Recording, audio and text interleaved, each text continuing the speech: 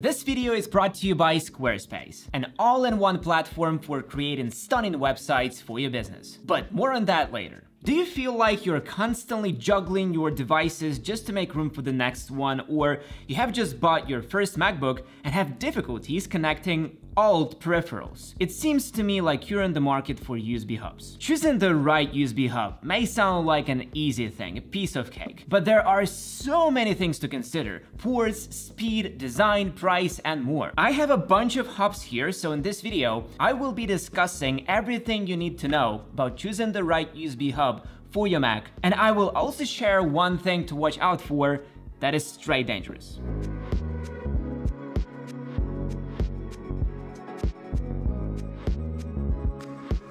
I think there are three tiers of USB hubs: low-tier hubs with only basic ports, mid-tier with good selection of ports, and top-tier hubs, which are the beasts. But we'll start with low-tier stuff. Such hubs shouldn't even be called hubs because they're basically USB splitters. They take one USB-C and make 3 or 4 or even 5 Type-A USBs from it. We have one of those right here, made by Hitachi. Ours is slightly more loaded with fancy USB 3.0 and Ethernet. I know this hub is quite expensive, especially when compared to other low-end hubs on Amazon or eBay, which typically go for around 10 to 15 bucks. But bear in mind, those super cheap hubs are often made from lower quality materials and may not be as durable as more expensive options, and the speed and quality of ports is very, very low. These types of hubs are good for people who only need a few extra USB ports and don't want to spend a lot of money. Okay, now to more interesting stuff: mid-tier hubs. That's exactly the domain where you can easily strike a balance between price,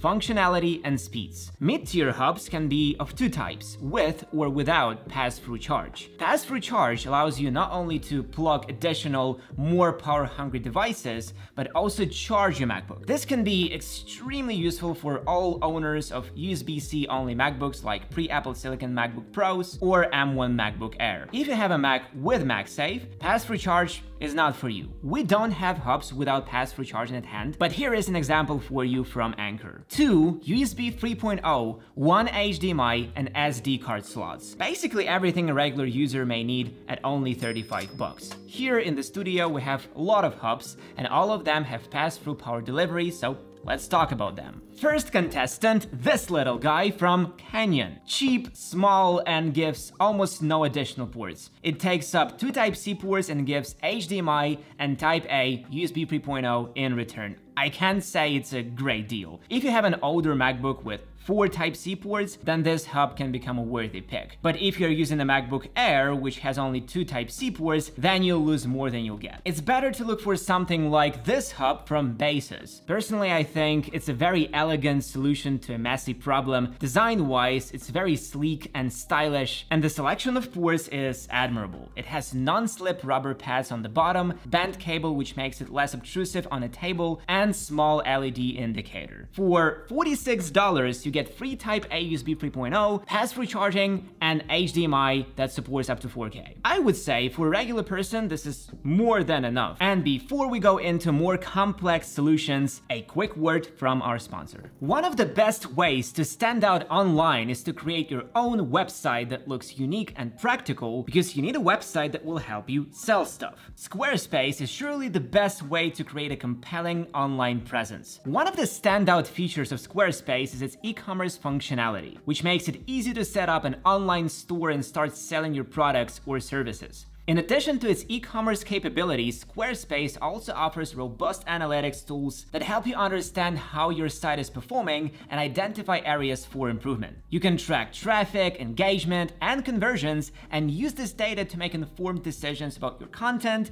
and marketing strategies. Another great aspect of Squarespace is its customizable templates. Whether you are creating a personal blog, a business website, or an online store, Squarespace has a template that will suit your needs. And with the ability to customize colors, fonts, and layout, you can create a truly unique and professional-looking website that represents your brand. And I'm about to create my own website on Squarespace, and I'm gonna show you what I was able to build on this platform pretty soon. I'm sure it won't take long, looks really straightforward. So start building your dream website today with Squarespace by going to squarespace.com for a free trial. When you will be ready to launch, be sure to click on our link to save 10% off your first purchase of a website or domain. And now let's get back to it. Now we need to address the elephant in the room, ports and their standards. I will explain it in the most understandable way possible with a sprinkle of specs, okay? So the most common port you can see on all hubs is USB. USB has been around since 1996 and has evolved significantly. There are dozens of standards: 2.0, 3.0, 3.1, 3.2, 3.2 Gen 2, Thunderbolt, and many more. Any table you look at just seems to add more confusion. It is really hard to navigate through all these versions because at various points in time they were called differently. But you should only look at one thing: data transfer speed. If the manufacturer provides such data, good. But if not, look up the standard he advertises. A faster USB speed means that data can be transferred more quickly between laptop and external drives, so you won't have to wait as long for things like large file transfers. In other words, faster USB speeds mean a more seamless and enjoyable experience when using your hub. So if you want to get the most out of your hub and your connected devices, you want to look for at least 5 gigabits per second. It's the bare minimum and a standard for USB 3.0. I know what you're thinking. Why should I look up the specs if I can just look at the color of plastic inside the port? Blue is 3.0, black or gray is 2.0. However, I must say that this won't work because the manufacturer can choose blue color for slow USB to mislead customers, so you better check the specs. Another port to consider is HDMI. With HDMI, things get easier. The higher the number, the better. HDMI 2.1 will always be better than HDMI 1.4. However, that's where things can go the wrong way. Hub manufacturers don't like to specify the exact version of HDMI they are including, only giving us the resolution. Most hubs are advertised as 4K capable, but not all of them can really output such a resolution. If you're looking for a particular resolution and refresh rate support, you're in for a fun ride, navigating through dozens of options of various chances of lies. The general advice will sound like this: if you only need to connect your device to a standard definition display, an HDMI output port that supports HDMI 1.0 or 1.4 might be sufficient. If you want higher resolution and frame rate, then look for USB 2.0 at least. But again, without diligent research, it's basically a blind shot in hopes of hitting bullseye. Now, when the technical questions are out of the way, back to hubs at hand. Another hub I've had a pleasure to use is this one from UGREEN.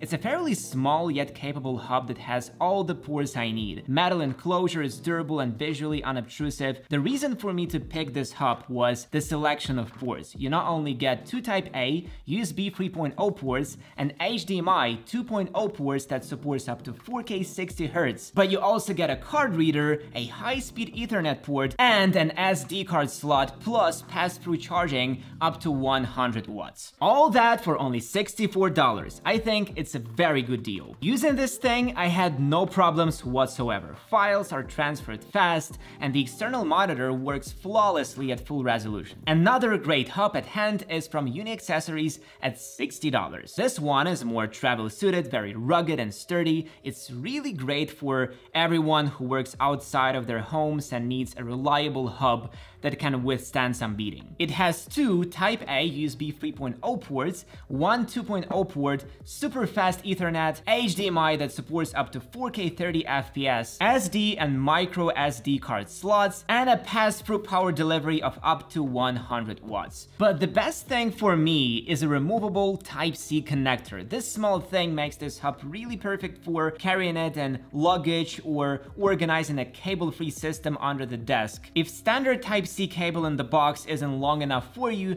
just use a longer one of the same standard and put this hub anywhere you want. And the final hub I have on hand is from Hitachi. This hub is very close to previous ones, but is slightly more flexible in ports. It has two Type-A USB 3.0 ports, micro SD and SD card slots, high-speed HDMI, fast Ethernet, data-only USB Type-C, pass-through power delivery Type-C, and VGA port. I know VGA is kinda old school, but in some cases it can be useful. It's a great hub overall, and for $99 it gives plenty of room for connecting various devices.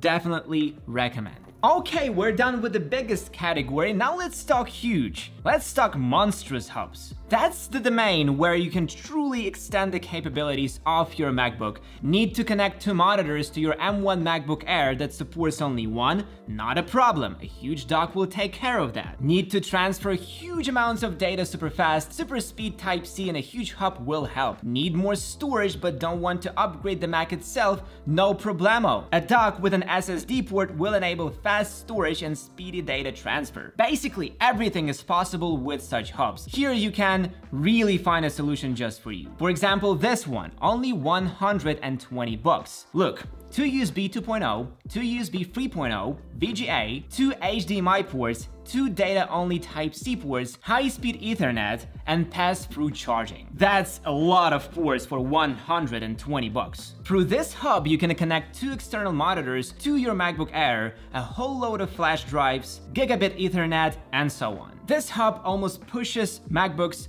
to their limit. But what if we go even crazier? For $150, you can get this beauty. 3 USB 2.0, 2 standard USB 3.0, 1 super fast USB 3.1, SD and micro SD card slots, 2 regular speed Type-C, 1 super fast Type-C, headphone jack, gigabit Ethernet, VGA port, and 2 HDMI ports. And to top all that, you can plug in an M2 NVMe SSD into this thing, boosting your storage by up to 8 terabytes.